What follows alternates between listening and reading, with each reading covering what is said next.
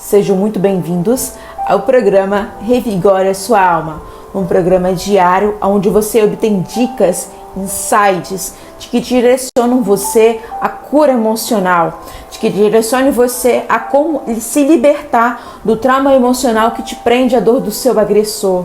Dessa forma, você vai obter alegria, relembrando da sua infância, de forma descomplicada, sem choro, sem dor e sem remorso. É uma semana de conscientização público. Conscientização, seja o agressor, seja a vítima, do quanto que isso gera carga emocional, do quanto isso está gerando sofrimento à humanidade em não se curar, não corrigir esse padrão mental. Então essa semana é direcionada a isso, né? Para que você possa entender um pouco sobre o que é a violência doméstica infantil, o que está por trás da ditadura na infância. Será que você também passou por isso?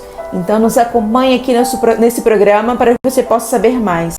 E o tema de hoje é ditadura na infância, violência doméstica infanto-juvenil, com ênfase em violência, agressão física. O que seria a agressão e o que seria a violência física?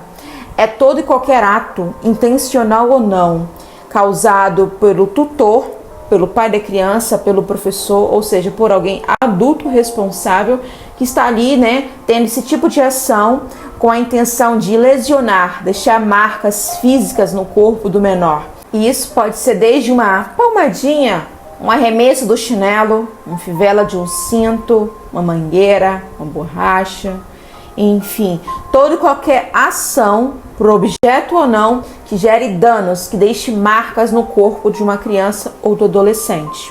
Esses danos físicos podem ser até marcas de esganaduras, queimaduras por fogo, materiais corrosivos, hematomas advindos de porradas, enfim, toda marca ali, né, visível, e até mesmo, né, hematomas, sangramentos internos, que não se nota ali, mas é mediante a situações de violência, né, de acordo com o impacto, não suporta e começa a apresentar lesões internas, né, mediante a atitude do adulto. Lesões essas que pode gerar a invalidez, a prejudicar o desenvolvimento motor da criança e do adolescente, isso quando não leva à morte. Parece assustador, não é mesmo? Mas antigamente, abertamente, tá? Hoje é muito mais escondido. Mas isso aí era o método de educação. Era o método que a galera infanto-juvenil recebia como correção. As crianças eram castigadas abertamente e ai daquele que se metesse. Isso aqui eu falo de crianças pertencentes a famílias respeitadas. E os escravos? E os indígenas? Então era o meio, né, que as crianças tinham para andarem na linha, seguirem ordens. Então, para esse tipo de castigo, não havia limite, não havia critérios. Inclusive, era utilizado como modelo. Olha, você quer que seus filhos te obedeçam? Use esse método de educação, eles vão te ouvir mais, eles vão te obedecer mais. Era assim que funcionava. Eu falo isso que teve uma época que eu apanhei do meu pai com vara de goiaba. Eu fiquei com a perna toda talhada, minando sangue. E depois que o sangue secou, ele foi e mostrou para o amigo dele, olha, fiz para ela assim, ó, e agora ela me obedece. E agora ela me atende, me ouve. Então, esse meio, esse condicionamento interno de meios de educação, de forma de correção, já era instalado lá atrás. Essa era a programação já instalada no subconsciente da sociedade, com meios de corrigir uma criança, meios de fazer a criança, o adolescente te ouvir. E olha que eu estou falando só, volto a falar, de crianças pertencentes a famílias, e os de rua, e os escravos, e os indígenas. Quantos não foram a óbitos? E foi se aumentando, né, essa situação, né, esse método de educação eficaz naquela época, só que foram dando resultados horríveis. Psicopatas apareciam na sociedade, crianças e adolescentes extremamente agressivos, extremamente repulsivos. A criminalidade iria crescendo, fora que o índice de crianças aparecendo lesionadas, olhe lá, quase mortas, iam aparecendo nos consultórios médicos, né, dos pediatras. Então aparecia um grande número de crianças com braços amputados, pernas quebradas, cegas por conta de impacto, com queimaduras de ácido, enfim, as mais atrocidades mais malucas que você pode imaginar. Então esse pessoal da saúde começou a se levantar: poxa, gente, esse monte de criança aí, pô, foi só isso? Foi só brincar com o fogão? Foi só eu cair do cavalo? Foi só cair da escada? Isso tá estranho. Então, em 1961, eles resolveram se reunir no Congresso e estudar esse caso. Deram até um nome para Síndrome da Criança Espancada. O que é síndrome? Conjunto de sintomas de tal coisa. Eles notaram que as crianças apareciam com um conjunto um pouco semelhante. Então, as crianças davam entrada nos pronto-socorros da vida, nos hospitais, nos consultórios, como trauma de origem não especificado. E aí, né, cansado desse trauma de origem não especificado, os médicos resolveram designar como Síndrome da Criança Espancada. Você deve estar se perguntando assim: mas como eles sabiam que era espancada?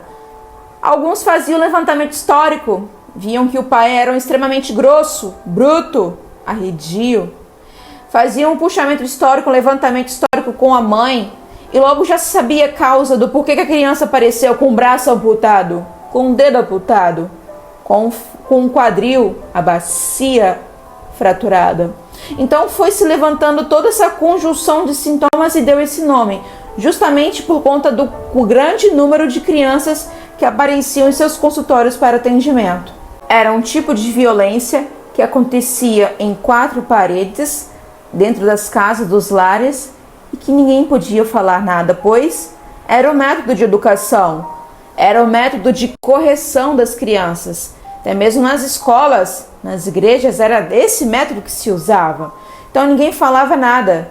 E isso, boa parte desse tipo de violência, das mais cruéis possíveis, aconteciam dentro das famílias, onde as crianças, né, deveriam ser protegidas, eram alvos, né, desse tipo de crueldade. Aí você respira aliviada: ufa, ainda bem que isso não acontece hoje. Não acontece?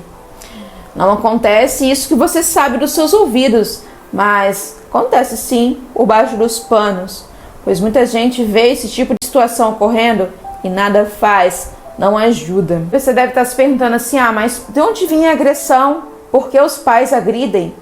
Olha, o pai replica aquilo que ele aprendeu com o avô, com seu avô. O pai vai replicar aquilo que ele acha de melhor que funcionou com ele no filho. Então é uma programação inconsciente e ela vem à tona com mais força quando embriagado. E ela vem à tona com mais força quando em uso de drogas. Ou quando o pai apresenta, o pai ou a mãe, tá? Apresenta algum distúrbio neurológico, né? Alguma psicose, alguma paranoia. Mas essa programação, ela tá ali latente, ela tá ali escondida. Vem mais à tona quando tá com os neurônios, né? Os nervos meio alterados, né? Por meios de psicotrópicos, né? Por meio de entorpecentes. Mas ela, por uma hora ou outra, tá ali. E por que não vem à tona nos momentos mais sãos? Ela vem à tona, mas é muito mais fácil de controlar. O pai e a mãe vai saber dosar um pouco. Vai bater? Vai, mas não com menos intensidade. Pois quando ludibriado pelo entorpecente, e é aí que as coisas perdem o controle. Eu lembro bem que teve uma vez em que meu pai me bateu. E eu tô sendo boazinha aqui, tá? Porque todas as vezes que meu pai me bateu, ele estava embriagado, quem sabe lá o uso de drogas. E ele começou a me dar pontapés como se fosse bolas de futebol.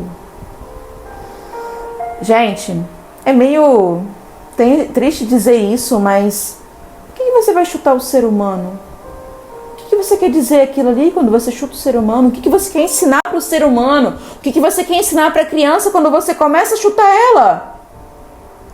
Parece bizarro dizer isso, né? Mas é a programação inconsciente que vem à tona. Um padrão inconsciente que ele aprendeu que quanto mais forte bater, quanto mais forte for, o outro vai ouvir, o outro vai ceder, o outro vai lhe obedecer. Eu queria ser criança e eu não podia. E mais eu apanhava. Então posso dizer que eu fui uma boa cobaia na mão do meu pai, onde eu apanhei bastante. Eu pude absorver bastante desse tipo de programação, afinal eu era primogênita. Então o primogênito é o que recebe a maior carga aí de responsabilidade, de direcionamento de coisas, então já viu, né? Vi uma vez que eu acho que foi quando meu pai se deu conta do mal que estava me fazendo. Eu apanhei de vara de goiaba, né?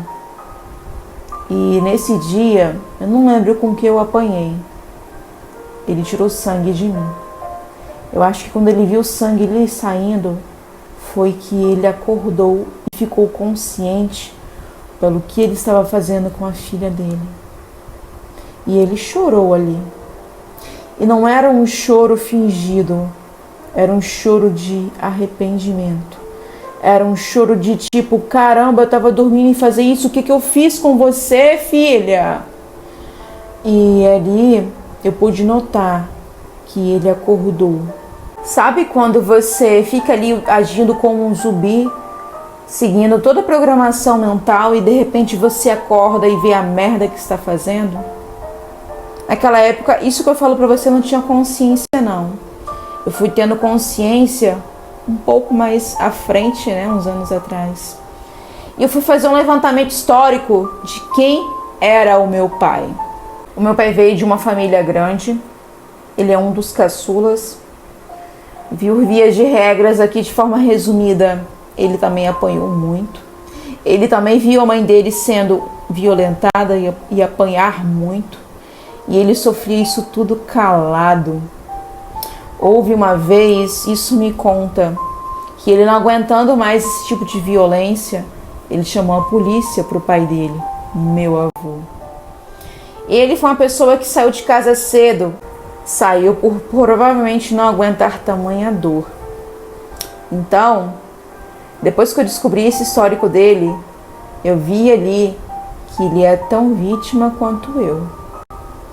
Ele não sabia passar outra coisa para mim, a não ser aquilo que ele aprendeu. Aquilo que ele aprendeu como eficaz para corrigir, para aprender, para ensinar. Então, a linguagem dele era porrada. Das mais terríveis que você pode imaginar. Então, aquilo que ele replicava para frente era aquilo que ele me ensinava. Era aquilo que ele sabia de melhor, né? Para que eu soubesse, para que eu pudesse entender aquilo que ele estava falando. Para que eu soubesse o que não fazer. Aquilo que é errado fazer. Então, ele é tão vítima quanto eu dessa programação. E naquele dia em que eu vi ele chorando e me abraçando, depois de ele ter me machucado muito, eu acho que ele teve consciência ali de que ele não queria ter feito aquilo comigo. De que ele poderia ter feito diferente. Poderia ter me conversado comigo, afinal, caramba, eu o tempo todo sozinha em casa, cuidando da minha irmã mais nova, não tendo uma assistência de um adulto, não tendo meios para brincar. Ele também não entendia isso, também ele não teve infância, ele também teve que trabalhar. Então ele não tinha essa clareza, mas ali quando eu vi ele chorando, eu acho que foi onde ele caiu a ficha da dor que me causou. E não só a dor emocional, mas a dor física, pelo sangue que estava escorrendo das minhas pernas. E há uma grande diferença aqui dele para mim. Eu sei que isso faz mal. Eu sei que isso não dá ganho nenhum. E eu cortei esse programinha.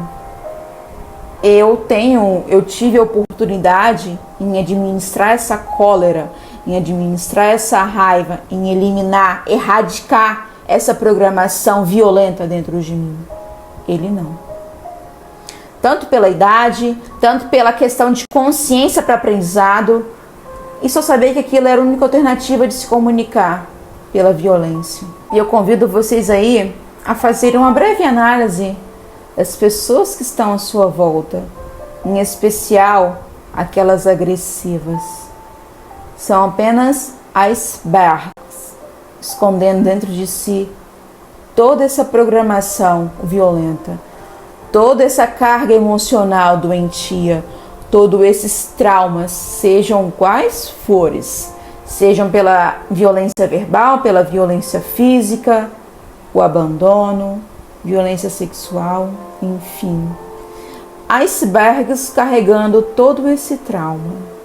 Quantas pessoas não passam por isso e agem de forma inconsciente, replicam bravamente esse método de educação, achando ele como ser o único e efetivo para que as pessoas possam entender o que ela fala, para que seus filhos atendam o seu comando sem questionamento, para que seus animais sejam ensinados a atenderem ao comando da sua voz.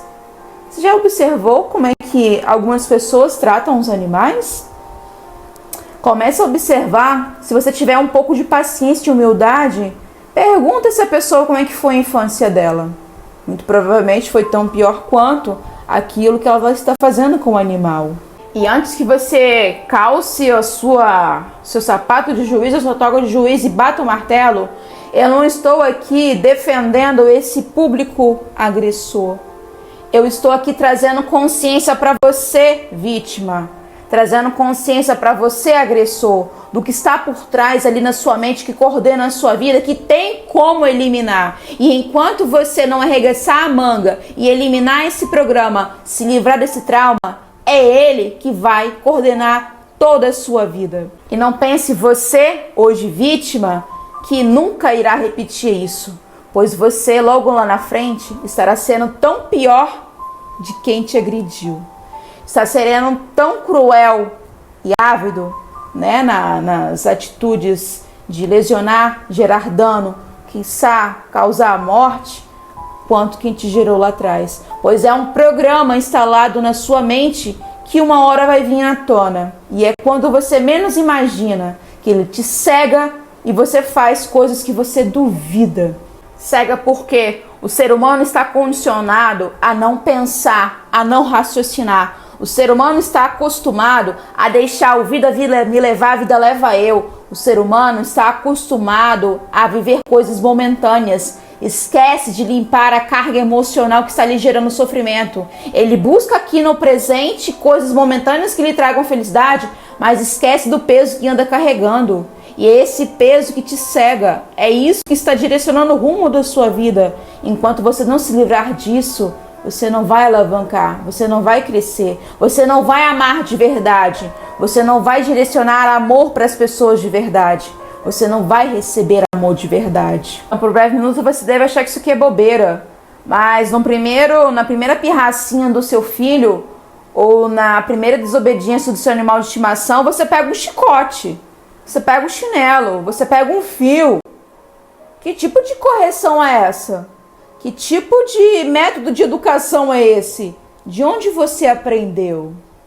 Na primeira palavra A do seu filho, você senta a mão na boca dele? Você dá um murro na cara do seu filho? Que tipo de educação é essa? Da onde você aprendeu? Então, antes de você achar que isso aqui é frescurinha, é isso que está aí dentro de você, que está gerando toda essa situação caótica na sua vida. E talvez você ainda seja um pouco mais persistente, né? E não querer olhar para dentro e não enxergar a verdade. Ah, eu sou nervosa. Ah, eu sou nervoso. Eu trabalho o dia inteiro. As crianças tiram minha paciência. Já se perguntou de onde veio a sua impaciência? De onde veio a sua impulsividade? De onde veio a sua agressividade? Você enxerga as pessoas como causando esse estresse, mas é porque ele já existe em você. Essa programação que coordena essa impulsividade, essa agressividade em você. Você não é assim à toa, mas porque implantaram esse programa em você. E eu não estou culpando o seu agressor. Eu estou lhe dando a consciência de que você pode limpar isso e se livrar de vez. Ou então a gente vai para o outro extremo. Você é aquele que sofre calado. Aguenta esse ódio calado. Guarda calado. O que acontece quando a gente começa a colocar lixo demais em uma lixeira acima da capacidade dela e tampa? Ela estoura, né? E todo o lixo vai para fora. É isso que você faz quando você não limpa esse lixo aí dentro. É isso que você acaba fazendo quando você não lida com esse trauma, com essa programação interna dentro de você. Esse assunto é tão medonho, gente. Fui fazer um levantamento aí de artigos, né? Para me entender o que aconteceu nesse período da história da humanidade, né? Esse bando de gente aí aparecendo com histórico de infância meio medonho, meio macabro. E eu vi artigos publicados em 1984, 1986. Crianças de 3 anos de idade já com lesões neurológicas provenientes de pancadas, de surra. 3 anos de idade, já com lesões neurológicas. E olha que eu não fui nos atuais de hoje. Eu estou falando do passado para vocês verem que isso já está rodando faz tempo. A galera está se alarmando disso agora, mas está se esquecendo da programação dos agressores, que não veio de agora, veio de antes. Veio de antes. Essa galera que é pai e mãe hoje passou por isso na década de 80, na década de 70. E o erro está nisso, em agredir e punir o agressor, em conter ele fisicamente, mas esquece daqui. A programação continua aqui. Esquece da criança que recebeu essa programação. Tá lá. Vai ser latente uma hora ou outra. Independente do paraíso que ela viva. Vai continuar lá se ela não lidar com essa dor emocional. Independente do palácio que essa criança possa viver. Tá lá a programação. O outro artigo que eu peguei foi de 1994. Essa criança, ela tinha 1 aninho e 4 meses. Isso foi no Brasil. Deu entrada, né, no hospital. E a mãe falou que a criança desceu da escada. Ela desceu na escada e deu fratura exposta do fêmur. Os médicos estranharam. Como, né? E ao fazerem todo o exame, né? Raio-X e os caramba 4. Hematomas internos, hematomas externos, a fratura da coxa, do fêmur, fora as orelhas, com várias escoriações. Os médicos logo notaram que aquilo ali não era uma simples queda, e sim uma surra em uma criança de 1 ano e 4 meses. Então, senhoras e senhores, vejam que esse programa, que esse sistema violento de educação perdura já há um bom tempo, deixando as suas marcas por toda a história, sendo replicado fielmente de pai para filho. Hoje o filho que apanha constantemente do seu pai para ele virar homem, amanhã é o pai que está batendo no seu filho de novo, no outro. Hoje a menina que aprende na dura a virar mulher, que aprende de forma ríspida, à base de empurrões, à base de bofetadas, a virar mulher, amanhã é a mãe. Observe aí que é um ciclo interminável. É uma geração inteira de pessoas violentas. Mas não porque escolheram ser, mas porque foram ensinadas. Porque não tiveram consciência. Enquanto não se tem consciência, não tem escolha. E esse vídeo veio para você, tanto vítima quanto agressor, a ter consciência do que isso está causando na sua vida, lhe dando o poder de escolha em se livrar, erradicar esse trauma, essa dor dentro de você. E quando eu digo trauma, é trauma mesmo. Sabe como meu pai fazia eu conferir, visto que uma vez deixei o copo cair no chão e tinha que varrer, né, tirar os cacos. Sabe como ele fazia eu verificar se o chão estava limpo? Não era passando um pano não, era pisando descalço no chão para verificar se tinha cacos. Ele não estava preocupado ali em saber se eu iria furar o meu pé. Ele estava preocupado em me ensinar a ter cuidado e não deixar o copo cair. E a forma de como ele tinha de me ensinar isso é fazer verificar o chão, se estava limpo de verdade, com os pés descalços, passando por cima ali aonde o copo caiu. Por hora você estaria aterrorizado, mas o meu pai não é culpado. Ele não tem consciência. Culpado é quem tem consciência das atrocidades que faz e não faz nada e não se cura. Culpado é quem passa por isso calado e não tem meios de agir por sua felicidade, por sua cura, pois já tem consciência. Porque quando você tem consciência do que ocorre, do sofrimento que está te causando, você passa a não ser mais um leigo do assunto, visto que agora você sabe desse mecanismo que existe aí dentro de você.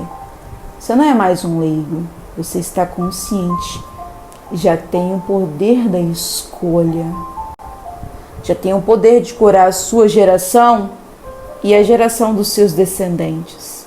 Enquanto inconsciente, você age ali, sem saber. Você age, replica, repassa, é comum. Uma bactéria. Você passa e não sabe o que está passando. Mas quando você tem consciência do que isso causa no seu corpo e do que poderá causar no corpo do seu irmão, e aí você tem o poder da escolha. Ou rompe, se cura, ou deixa passar, fazendo com que o amanhã seja tão pior quanto o seu hoje. Então, o tema do vídeo de hoje é lhe dar a oportunidade de ter a consciência disso. É lhe mostrar de que é possível você curar isso. É possível você eliminar essa carga emocional. É possível você poder olhar para todo esse lixo mental que passou na sua infância e sentir alegria.